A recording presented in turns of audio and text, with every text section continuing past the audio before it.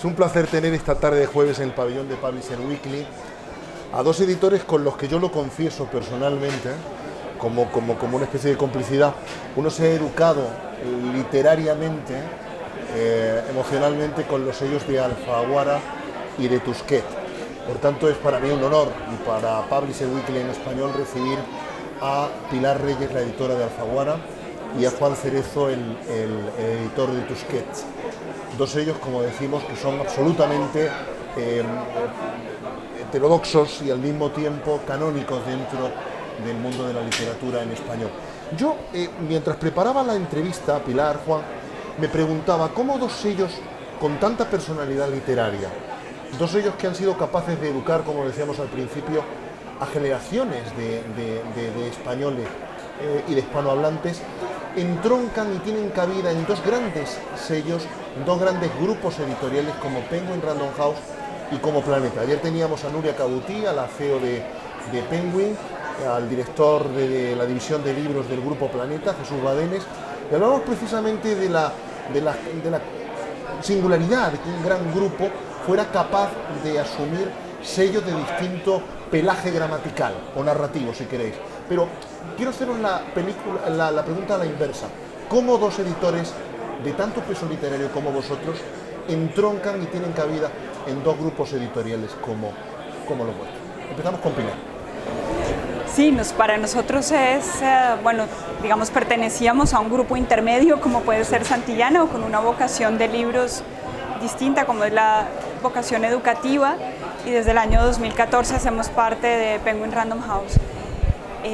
Yo creo que hay una parte muy importante que pasa por los editores, que pasa por, digamos, respetar esa relación profunda entre una persona con nombre y apellido, digamos, que tiene con sus autores, y dos, con la mirada y la selección de catálogo que ese editor puede hacer.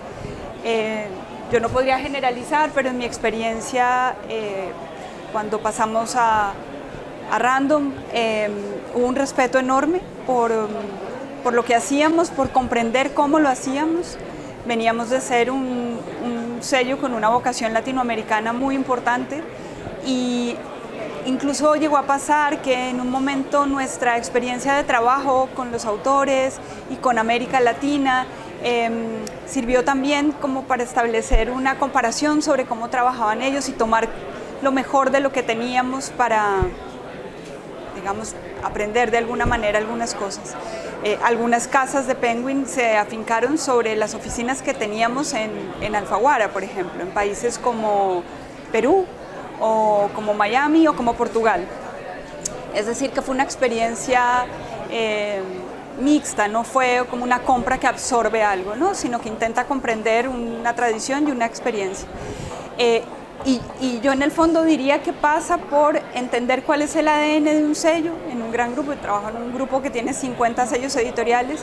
¿Cómo podemos defender? Yo llevo una división literaria en la que está el sello Alfaguara, pero hay otros sellos literarios. ¿Cómo podemos entender cuál es la naturaleza de ese sello, su ADN?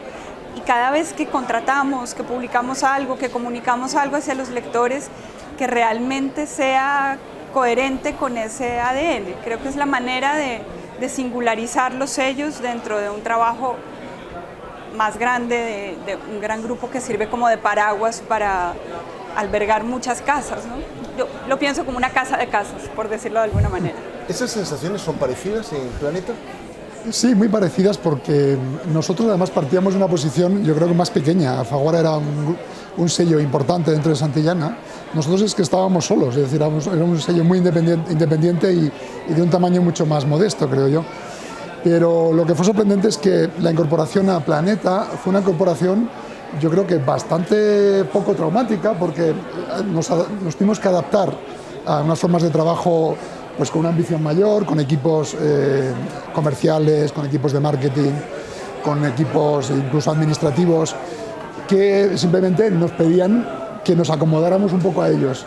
Pero en el resto, en la parte editorial, que es el núcleo duro y lo que define, ¿no?, como tú has dicho, el ADN de un sello, la verdad es que en ningún momento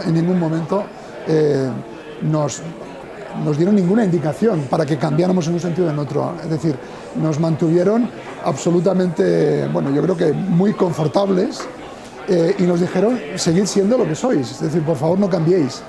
Y para sorpresa de muchos colegas que me decían al cabo de un año, al cabo de 2, seguro que ya has cambiado.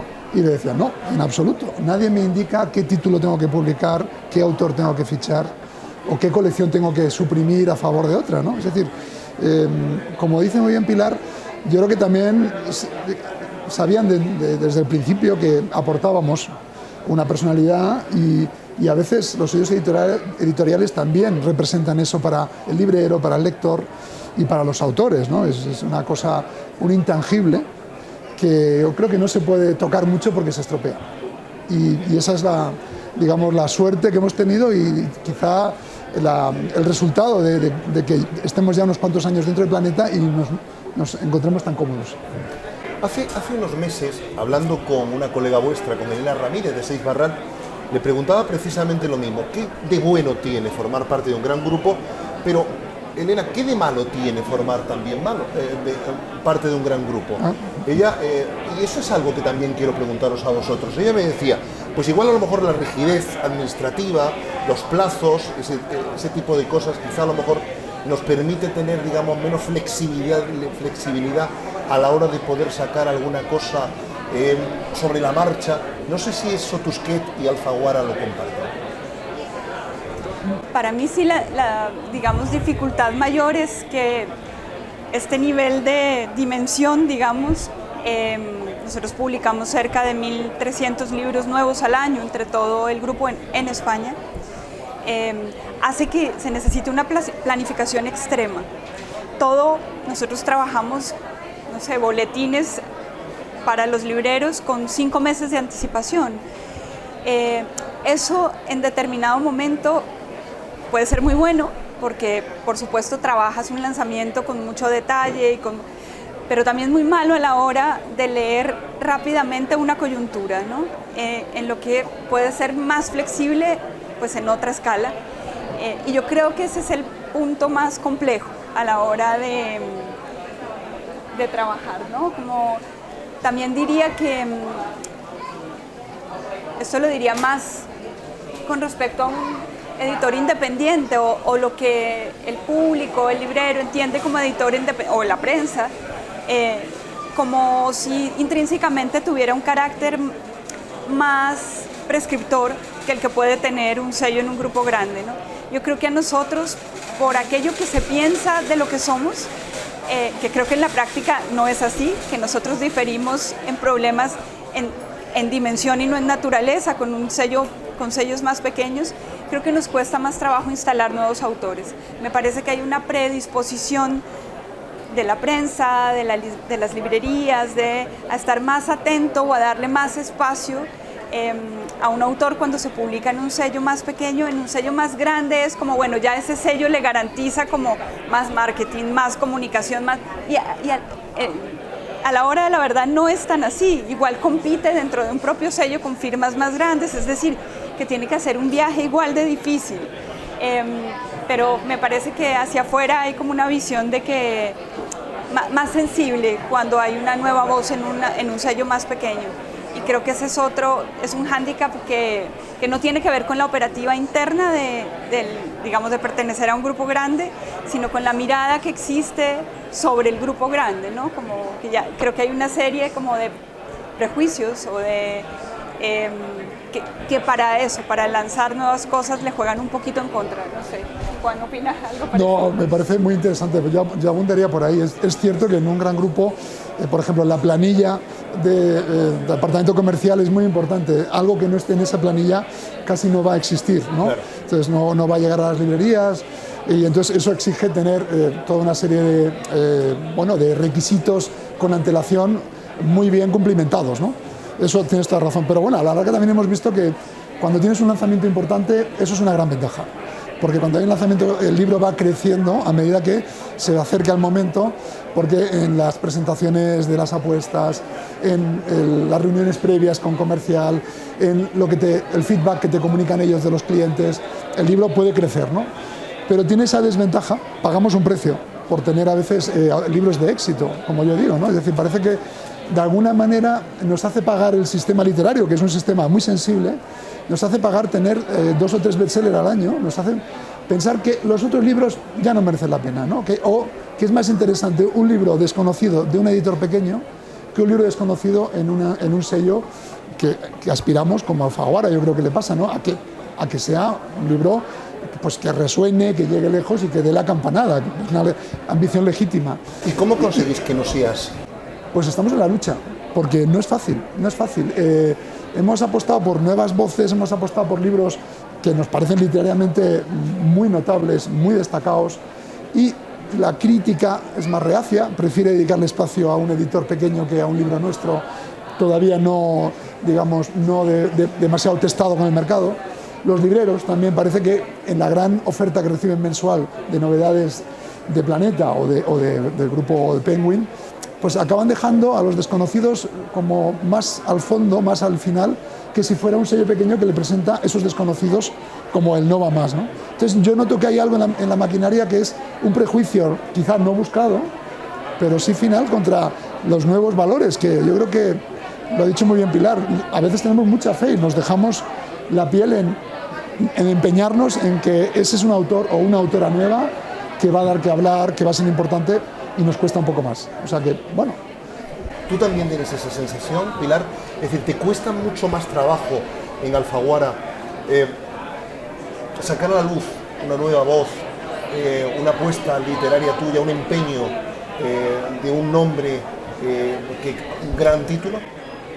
Sí, yo creo que sí. Creo que ese es un problema para todos, digamos. También lo es para un editor pequeño. Pequeño, sí, claro, es verdad. Sí. El asunto es qué tantas puertas se te abren para un autor así publicando en un sello que pertenece a un gran grupo, o si eres un editor más pequeño. Yo creo que estos meses que hemos vivido tan complejos y en momentos tan estimulantes también, porque es una situación, yo creo que para quienes vivimos toda la pandemia desde el mundo del libro es una situación paradójica, ¿no? Porque ve uno otras industrias culturales y te da hasta pudor decirnos nosotros vamos bien, pero al mismo tiempo también a mí me produce una emoción inmensa pensar que lo que hacemos es importante, es decir, que en un momento de dificultad tan extremo, de fractura de lo que conocíamos como la normalidad de nuestras vidas, digamos, que en ese momento los libros hayan aportado consuelo, compañía, entretenimiento, palabras que lograban de todo tipo. O sea, cuando veías que libros se vendían, dices, se vende un clásico, se vende, bueno, una maravilla de ensayo como el de Irene Vallejo, se vende una novela más de puro entretenimiento. Es decir, en el mundo del libro hay todo, y tengo la sensación de que todo esto lo decía porque creo que en estos meses en los que creo que la industria editorial no sé Juan si opina lo mismo, pero se montó como en una máquina del tiempo, y yo creo que lo que significaba el mundo digital para el mundo del libro, ahora sí lo hemos vivido. ¿Qué podemos hacer nosotros, digamos? Hoy me parece que hay algunos mecanismos que están más a nuestro alcance para esa promoción de nuevas voces, que es el hecho de que las puertas de nuestra comunicación directa con los lectores se abrieron realmente. Nosotros teníamos redes sociales, pero digamos que era algo que usábamos para poner algo de publicidad, para tener alguna conversación, pero hoy hacen parte del ADN de la manera como concebimos el lanzamiento de un libro. Esa posibilidad, que es una conversación directa con los lectores, creo que nos abre una puerta para trabajar nuevas voces, que es difícil, sí, porque el ruido del mundo hace que eso se pueda dispersar mucho, pero bueno, es algo que está en nuestras manos, ¿no? Fijaros, venís los dos a la Feria del Libro de Madrid, habéis venido con 2 libros bajo el brazo espectaculares. Pilar ha venido con El italiano de Arturo Pérez Reverte, Juan Cerezo ha venido con Los vencejos de Aramburu. Estas últimas horas, preparando la entrevista, mi hija de 20 años, que estudia historia, me preguntaba, oye papá, ¿por qué no le preguntas a Pilar y a Juan ¿Cómo es tratar con esos autores? Los que, podrían estar endiosados sobre todo, aunque no solo fuera por el índice de ventas que acumulan, ¿verdad? ¿Cómo ha sido preparar estos 2 bestsellers con los que habéis bajado a Madrid? Bueno, para mí, yo hoy llevo una división literaria. Digamos que soy, de alguna manera, trabajo con editores. Estoy más en la estructura de la contratación, ¿no? Como esa concepción del ADN de los sellos, pero yo no he abandonado el trabajo directo con los autores porque para mí es la razón de ser, de estar en este oficio, ¿no? Y por tanto sigo trabajando directamente con algunos autores a quienes publico hace años. En el caso de Pérez Reverte, pero diría en el caso de un Vargas Llosa o de un Javier Marías, que son grandes nombres, para mí hay algo en la relación entre autor y editor que es como si fuera realmente al ver la trasescena tú ves de algún modo la incertidumbre que tiene un autor cuando termina un libro, por más que ese autor sea Arturo Pérez Reverte o Mario Vargas Llosa, o no sé qué pasa con Fernando Aramburu, pero aquí, o sea, Arturo a mí me entrega un libro y Arturo se mete en la estructura de la campaña como si fuera el primer día y yo digo, ya no lo necesitaría. Quiero decir, a él qué le importa que nosotros hagamos una gran campaña o no. Quiere saber cómo queremos comunicarlo, qué ideas centrales queremos poner, se mete en la cubierta, concebimos... ¿Y participas en el proceso de escritura? Entiéndeme lo que quiero decirte. Es decir, él suele mandarte capítulos y dices, igual este capítulo no está bien resuelto. Él suele mandarme, y además él empieza a trabajar un libro cuando nosotros estamos en proceso de edición del anterior. Lo ha hecho así en los últimos años, que lleva un proceso creativo muy intenso. Me manda el primer capítulo, me mandó el primer capítulo del italiano cuando yo estaba terminando de editar Línea de Fuego. Y no me vuelve a mandar nada hasta que tiene la novela. Y la verdad con estos autores son libros ya muy cerrados, muy sólidos. De pronto hay cosas que comentamos, pero digamos que el proceso de edición de texto es en un sentido más o menos simple. Pero no, él no me manda capítulos ¿Y cómo intermedios. Es haber tratado con Fernando Aramburu? Pero fíjate, Juan, tenía una pregunta previa. ¿Tú te imaginabas que Patria iba a tener la repercusión? Séme sincero. Yo me imaginaba que íbamos a llegar a 100.000, en serio, pero no más. Es decir, yo creo que el libro tenía un potencial tremendo, porque la lectura fue un momento inolvidable, claro, eso son cosas que uno ya se guarda de por vida, ¿no? La lectura de ese manuscrito, digamos, yo la sufrí físicamente. Me conmovía tanto que tenía que dejar que leer. Es decir, era un libro de una potencia leída así, digamos, como primer lector de algo así, y eso, en fin, los que me oyeron dentro de la editorial sabían que yo era muy pesado, diciendo, lo que viene es muy fuerte. Esto que tenemos entre manos es muy potente. Ahora, el tema, evidentemente, tenía unas connotaciones políticas que no sabía si el lector medio español estaba esperando un tema así, ¿no? Si tenía ganas de meterse en algo o quería algo de evasión. Entonces, yo creía que el techo estaba en los 100.000. No me imaginaba el 1,5 millones, ¿no? Eso lo tengo que reconocer. Y el propio Fernando, cuando le dije que saldríamos con 20.000, me dijo que no se lo creía, que no podía ser, que había un error, que 20.000 era un riesgo muy grande. O sea, que el primer sorprendido era él. Yo lo fui cuando superamos esa cifra, pero que latía dentro una historia, en fin, inolvidable, eso yo lo percibí, en fin, desde la primera lectura. Es decir, ¿con los vencejos? Con los vencejos algo muy simpático que hizo Fernando. Por supuesto, estábamos esperando la nueva novela. A mí solo me decía, va a ser larga. Y yo, por supuesto, aplaudía con las orejas. Me parecía la mejor noticia. Y solo a principio de año me dijo, resérvame un hueco en septiembre. Digo, ¿cómo que te reservo un hueco en septiembre? Me dijo exactamente eso, resérvame un hueco en septiembre, porque yo creo que te la podré entregar unos meses antes y me gustaría salir en el otoño. Evidentemente, resérvame un hueco en septiembre, cuando lo comuniqué internamente era, paren máquinas, abrí más hueco, tenemos un lanzamiento importante, ¿no?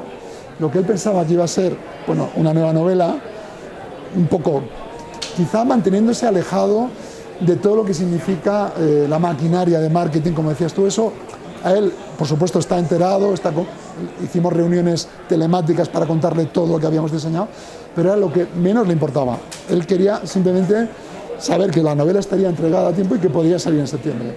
Bueno, cuando la envió, yo también me encerré un fin de semana y le dije, has hecho una novela extraordinaria.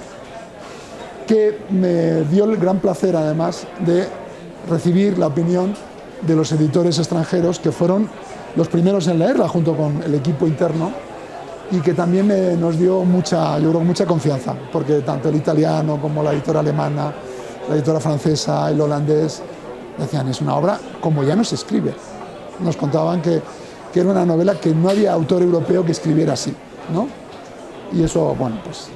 Fijaros, estos días que hemos estado recibiendo en el Chester de Publisher Weekly a editores, autores, libreros, bibliotecarios, personas vinculadas estrechamente al mundo del libro, muy atentos a todo lo que se está haciendo, con mucha hambre de querer leer cosas nuevas, yo siempre tenía para ellos una pregunta. ¿Cómo se escribe un momento como el que estamos viviendo? ¿Cómo se edita un momento como el que estamos viviendo? Acabamos de salir de una distopía, de una crisis sanitaria en la que parece que estamos dando, toquemos madera, últimos coletazos. Hace unos días se cumplía el 20 aniversario del 11S, donde el mundo marca un antes y un después. Es como si estuviéramos viviendo, no sé, un momento de inflexión.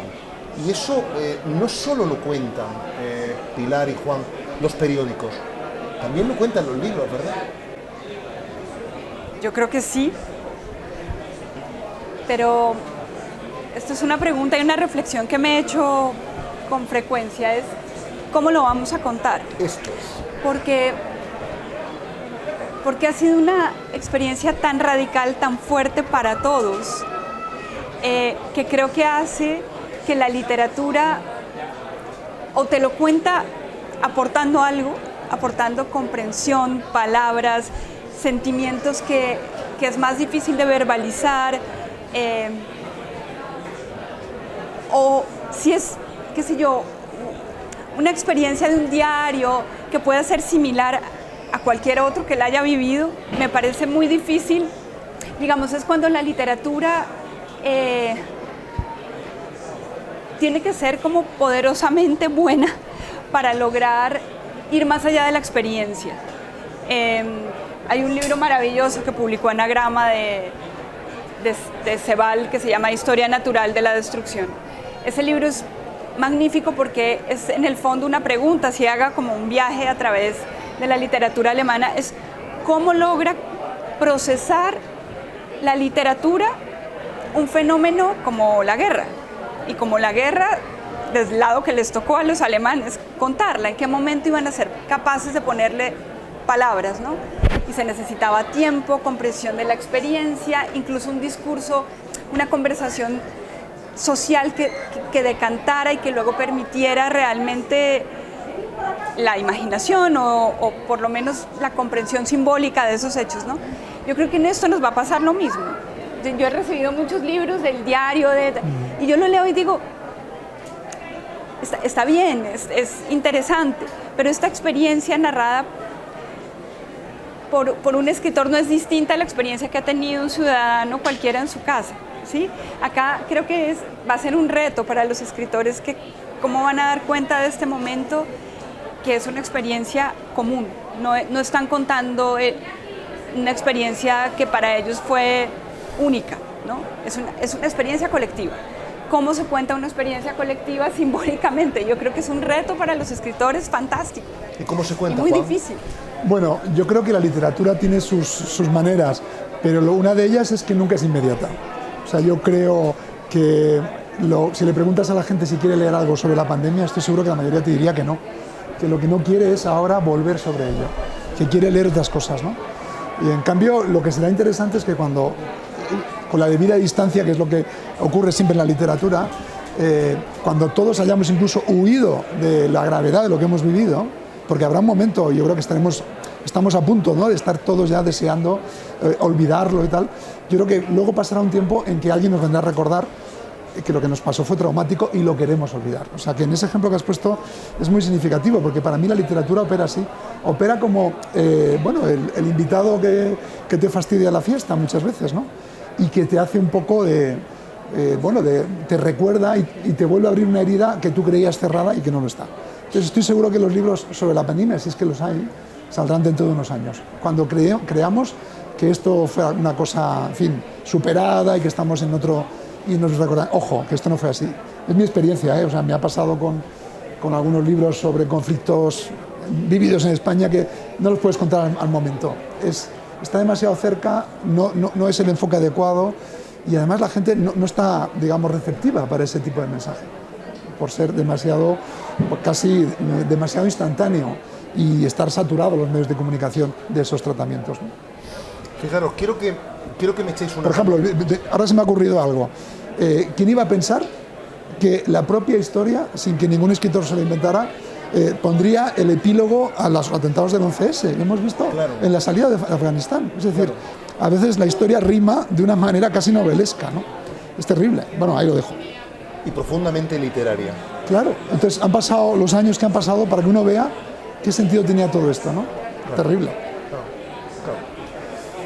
Os decía, quiero que me echéis una mano, quiero que me ayudéis en algo. Estos días, hablando con el equipo de redacción de Publisher Weekly, programando, digamos, próximos números, ¿verdad? Digamos, nuevas orientaciones y demás.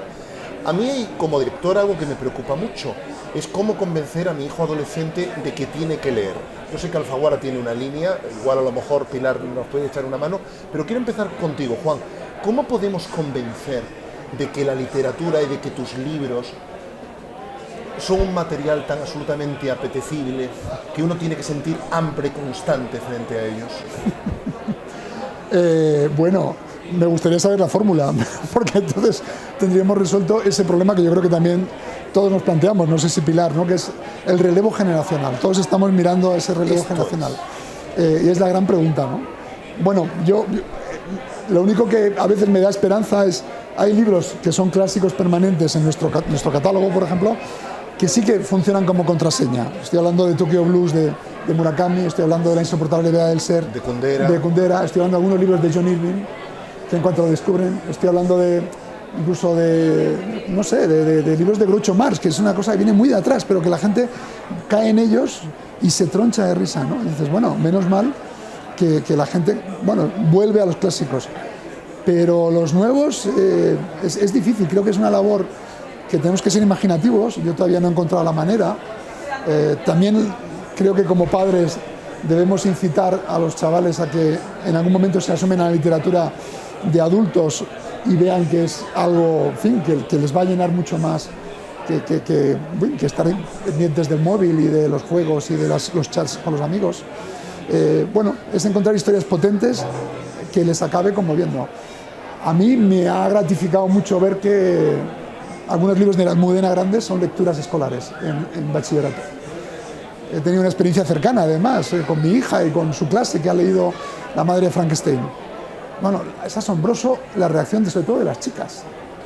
Se han quedado absolutamente deslumbradas por el potencial de una historia de nuestro pasado reciente y de una novelista como Almudena, que les ha dado una historia tremendamente motivadora, porque es una historia también de mujer empoderada, de situaciones dolorosísimas de la posguerra en España, de partes de historia que no se conocen, y de pronto esa amalgama de asuntos en una novela que no sueltan. Entonces, me ha parecido que a veces hay que ser más atrevidos y pensar que según qué jóvenes no son tan tontos, ni mucho menos, y entienden novelas potentes de los escritores que publicamos nosotros, y yo creo que es buen deslumbrar. ¿Eres optimista en ese sentido? Creo que vamos bien si en Publisher Weekly no vamos bien. Apostamos por... Ojalá, sí, apuesta, porque yo creo que es insistir en que los jóvenes están perdiendo algo muy interesante, que tienen que conocerlo. Pilar. Bueno, lo primero es que yo creo como PENAC que la lectura no tolera el imperativo. O sea, decirle a alguien, tienes que leer, claro. No conviene. Creo que la anarquía con la que uno lee es como está en la naturaleza propia de la lectura. Creo como Juan que diría que tanto en las casas como esa obligatoriedad de lectura que puede haber en los colegios, a veces pienso que de qué forma se puede convertir eso en algo propositivo. Es decir, yo creo que un padre que conoce muy bien a su hijo, si le recomienda algo, como es como una prescripción médica. Es decir, si le recomienda algo que realmente le va a hablar porque está triste, porque tuvo su primer desencanto amoroso, porque le encanta el fútbol, porque, no sé, empieza a amar la arquitectura, qué sé yo. Los libros están en momentos esenciales de la vida y yo creo que si un padre logra conectar con un hijo porque le da un libro que le va a abrir a algún mundo, ese es un lector ganado. Y creo que ese trabajo prescriptivo es fundamental, que lo hacen los libreros, que está como en su esencia, que de algún modo lo hacemos los editores cuando pensamos un catálogo. Yo creo que uno sí piensa en que el lector posible puede tener un sello como Alfaguara o como Tusquets o como a quién le hablamos, ¿no? Entonces diría que ese carácter prescriptivo es importante y también creo que va a pasar algo con los jóvenes, es decir, tu hijo, seguramente un contemporáneo de tu hijo, en 5 años va a ser un escritor y por tanto va a ser un contemporáneo en la mirada de tu hijo. Entonces yo creo que ahí hay algo importante y sobre lo que tenemos que tener paciencia es cuando esos escritores, digamos, que tienen la edad de los jóvenes, empiecen a escribir e interpreten el mundo que esos jóvenes están viviendo, que sean sus contemporáneos. Creo que ahí va a haber también otra entrada posible, que eso los llevará luego a leer a autores mayores, a leer los clásicos, pero yo creo que uno como lector sí ha leído la tradición literaria, pero al mismo tiempo hay un momento donde conecta porque hay un contemporáneo que mira como uno y dice, ¡ah! Me abrió este mundo de interés, digamos, me lo abrió. No sé, te pongo un ejemplo, nosotros ahora publicamos, que es quizás la escritora más joven que publicamos, o para un público más joven dentro del catálogo de literatura Random House, que es Sally Rooney, que es una escritora que le está escribiendo a una generación que tiene 30 años. Yo digo, es maravilloso porque encontramos una entrada al catálogo que le va a hablar a jóvenes de 20 y de 30, que yo con otros escritores me parece mucho más difícil llegar a ese tipo de autor. Entonces creo que ahí, y yo creo que es una pregunta para cuando seleccionamos autores, es cómo haces un catálogo diverso generacionalmente, ¿no? Luego ese lector hará su viaje en el tiempo, para adelante, para atrás, pero te diría que tu hijo va a tener un contemporáneo que escriba y que por tanto ahí puede haber otro punto de conexión, pero que tú como padre tienes una labor fundamental de en un momento decirle, mira, lo que tienes que leer es esto. No, mira, hay que leer, no. Es que si en su primera pena de amor le tienes que prescribir un libro. ¿Cuál? ¿Cuál? Porque todavía no me lo ha preguntado. Bueno, para mí no era pena de amor, pero cuando estaba creciendo yo me leí un libro que hasta hoy recuerdo como que no había leído nada que creo comprendiera tan bien, que es Empezar a crecer, que es El varón rampante de Italo Calvino. Me parece una lectura Yo veía fantástica. a Cosimo Pio Vasco de Rondó subirse a los árboles Tenemos y en mirar el Ciruela. mundo y decir, no quiero volver a bajar. Pues así se siente uno cuando empieza a crecer, ¿no? No quiero volver a bajar. Bueno, nuestros lectores, los lectores fieles de Publisher Weekly pueden entender con conversaciones como las que hemos tenido esta tarde de jueves con Pilar Reyes y con Juan Cerezo, por qué nos gusta tanto invitar a nuestro Chester a dos personalidades del mundo de la edición como ellos. Quiero agradeceros de corazón vuestra amabilidad y vuestra generosidad por haber estado en esta primera edición de la feria, pero quiero poneros un último compromiso, breve. Quiero que me recomendéis de vuestro catálogo actual un par de libros para llevarme esta noche al hotel, para leer, más allá de vuestras superventas. Juan. Yo te iba a recomendar Los Vencejos, pero veo que ya... Más allá de vuestro grandes superventas. Pues no sé, llévate de los superventas. Llévate Las primas de Venturini, que es un rescate de una novela argentina impresionante. Impresionante. Y llévate de Guillem Sala, de un autor catalán, El castigo. Una novela breve, muy contundente, que habla justamente del mundo de los adolescentes en un instituto de hoy en día y de, bueno, qué dinámicas se establecen con los profesores. Es un libro impresionante. ¿Y de Alfaguara? Bueno, como estamos en una feria dedicada a Colombia y yo soy colombiana, voy a aprovechar mi nacionalidad y este pretexto para recomendar 2 libros colombianos. El libro de Juan Gabriel Vázquez, Volver la vista atrás. Es un libro que tiene muchísimo que ver con España, con el exilio, con el siglo XX, con ideas políticas, cuando las ideas políticas fuertes se meten en nuestras vidas privadas. Es un libro maravilloso, creo. Y recomendaría, bueno, El olvido que seremos, de Héctor Abad Faciolince. Es ya un clásico de la literatura colombiana. Me parecen 4 libros magníficos, así que voy rápido a comprarlos.